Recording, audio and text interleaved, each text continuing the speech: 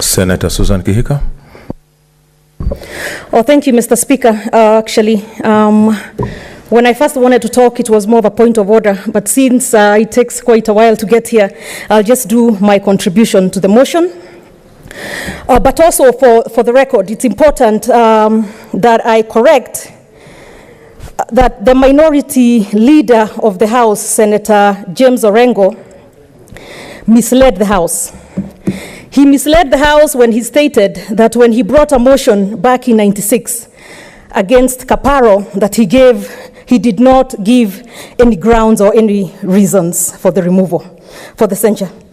And I have that answered here in front of me, and it is clear that he gave grounds.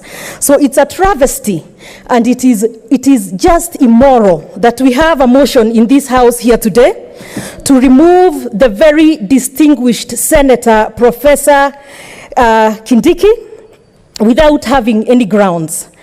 It's also very clear from the standing orders, Mr. Speaker. The Standing Order 96, paragraph 4, no senator shall impute improper motive or any other senator or to a member of the National Assembly except upon a specific substantive motion of which at least 3 days' notice has been given, calling in question the conduct of that senator or member of the Assembly. It's very clear here what we are doing. We are moving forward with the removal of the Deputy Speaker of this House.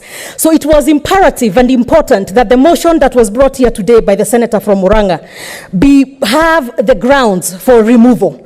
And as I stated earlier, when Senator Orengo did his to Kaparo, he stated he had on the motion that the rulings Kaparo had made were in error.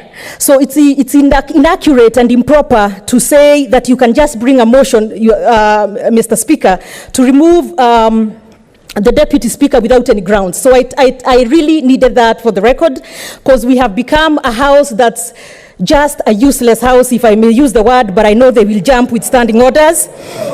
Okay, let me rephrase it. Yes, Senator Susan. We have become a House that is controlled from other chambers, from other areas, from other places.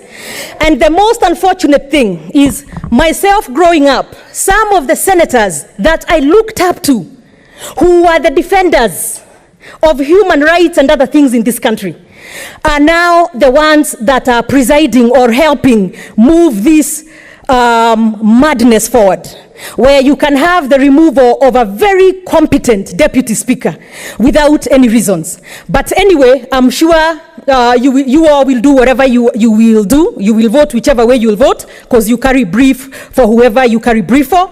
But I stand here today to say that some of us, whether we are 2 or 5 or 10, we shall continue to fight on, and we shall not allow the dictatorship that this country is quickly just becoming a dictatorship.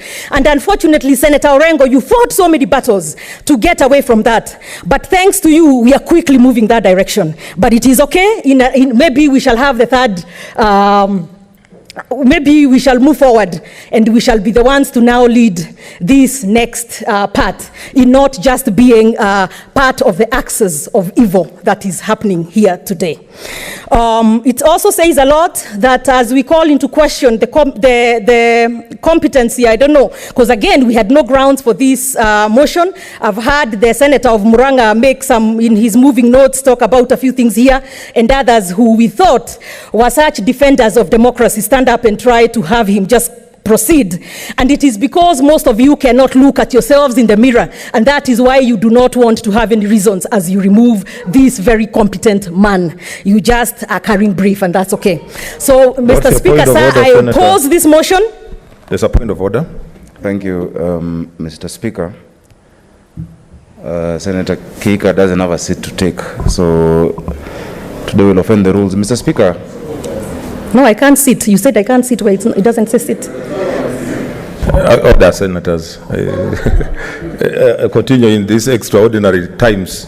I will allow her to stand. Thank you. Thank you. Mr. Speaker, I understand the passion and the manner in which Senator Kihika is speaking. But Mr. Speaker, this is a House of Rules. and certain things in our standing orders are being offended. Number one, when this house has been called useless, and the senator has said that she's rephrasing it, actually what should be done is withdrawing, because it cannot remain on the record of this house that a senator has expressed the uselessness of where she sits, because that speaks to many things. Number two, Mr. Speaker, when imputing improper motive by saying that the senators here who are leading this country into dictatorship, and the senators here actually were part of the axis of evil, Mr. Speaker, that also goes against our standing orders in what do you call it? Imputing improper motive on colleagues. Mr. Speaker, while we allow the passionate expression of heart and whatever might be coming out, I urge you to ask that those words are withdrawn, because they will forever remain on the record of this House. But her opinions are rightfully her opinions, and she can express them, Mr. Speaker. I ask that you rule that our rules are followed with respect to those two issues that she has done.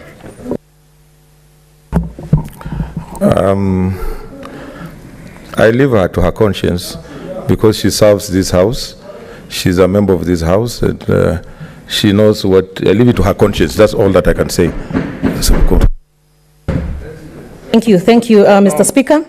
So anyway, as we leave here today, whatever the decision that we shall make as a House, I oppose this motion.